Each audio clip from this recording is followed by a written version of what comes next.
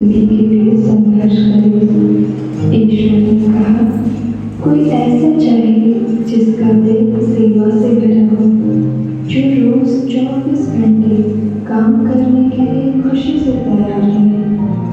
कोई ऐसा जो दूसरों की भलाई के लिए हो, जीवन समर्पित कर सके। ईश्वर ने कहा, मुझको कोई ऐसा चाहिए जो जीवन और मृत्यु दे सके, जो रक्त से न डरे, जो त्याग के लिए हमेशा तैयार रहे, जिसने जन्म और मृत्यु दोनों देखने में साहस हो।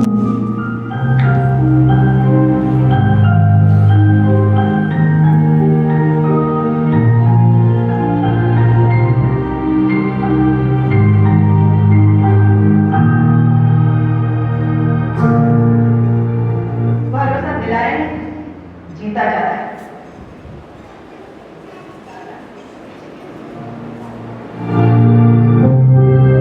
पहले के समय में लोग अस्पताल में जांच के लिए न जाकर अंधविश्वास और तांत्रिकों पर भरोसा करते थे, जिस कारण बहुतों ने अपनी जान गंवा दी और कुछ लोग गंभीर बीमारियों के शिकार हो गए।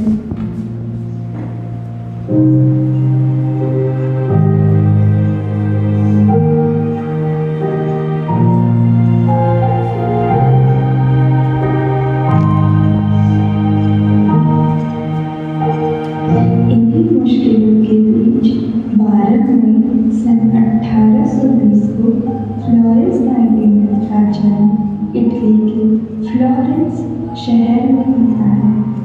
उनका परिवार काफी समृद्ध हुआ करता था और उनके माता पिता की ख्वाहिश थी कि वो एक प्रभावयुक्त महिला बने। बहुत छोटी उम्र से ही फ्लोरेंस को लोगों की सेवा करने, गरीबों की मदद करने और उनकी देखभाल करने में बहुत रुचि थी। एक दिन उन्होंने अपने माता पिता के समक्ष अपनी ये इच्छा जाहिर की कि वो आगे एक नर्स की जिंदगी व्यतीत करना चाहती हैं और लोगों की सेवा करना चाहती हैं। लेकिन उस समय एक महिला के लिए एक नर्स बनना इतना आसान नहीं था, इसलिए उनके माता पिता ने उन्हें ऐसा करने से साफ इनकार कर दिया। बहुत कोशिशों के बाद आखिरकार फ्लोरेंस ने अपने माता पिता को मना ही लिया। सन 1844 में फ्लोरेंस का दाखिला लूथरन हॉस्पिटल जर्मनी में एक नर्सिंग छात्रा के रूप में हुआ। अपनी पढ़ाई पूरी करने के बाद फ्लोरेंस लंदन वापस लौट गई और यहीं से उन्होंने मिडिलसेक्स हॉस्पिटल लंदन से नर्सिंग करियर की शुरुआत की। वह अपने प्रोफेशन में अत्यधिक समर्पित और प्रभावशाली थी, जिसके कारण उन्हें 1 वर्ष के अंतराल में ही सुपरिटेंडेंट के पद पर प्रमोट कर दिया गया। इसी दौरान अक्टूबर सन 1853 में इंग्लैंड और रशिया के बीच क्रीमिया युद्ध छिड़ गया।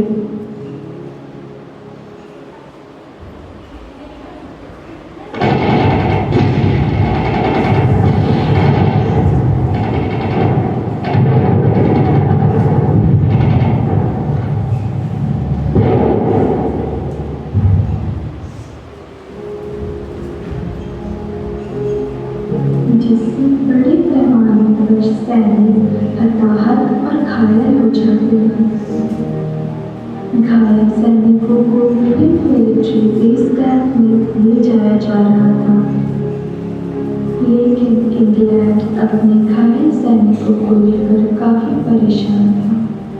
इसी दौरान सन 1854 के अंत में नाइटिंगेल को युद्ध सचिव से एक पत्र मिला जिसमें युद्ध स्थल पर घायल सैनिकों की देखभाल के लिए नर्सों की एक टीम गठित करने की बात कही गई थी।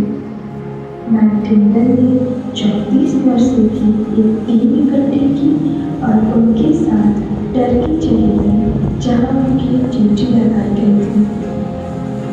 जब वे टर्की पहुंचे तो भीड़ और अस्वच्छता वाले अस्पतालों को देखकर हैरान रह गए।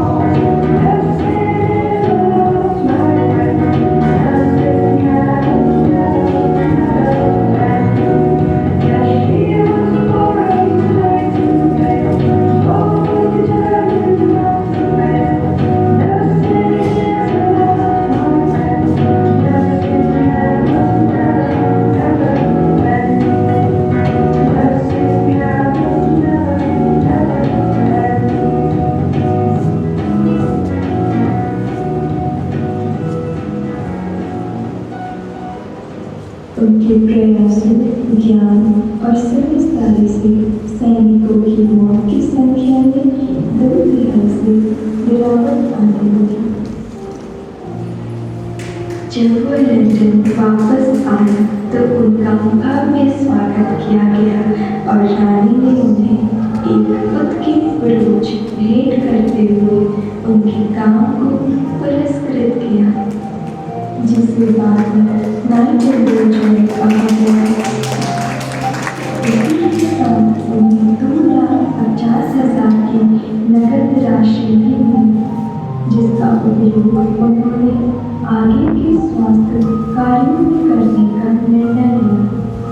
सन 1860 में उन्होंने सेंट थॉमस हॉस्पिटल की स्थापना के लिए अपनी पुरस्कार राशि का उपयोग किया और यही पर उन्होंने नर्सिंग के लिए नाइटिंगेल ट्रेनिंग स्कूल के नाम से पहला नर्सिंग प्रशिक्षण स्कूल शुरू किया। इसके बाद नाइटिंगेल सार्वजनिक प्रशंसा की पात्र बन गई।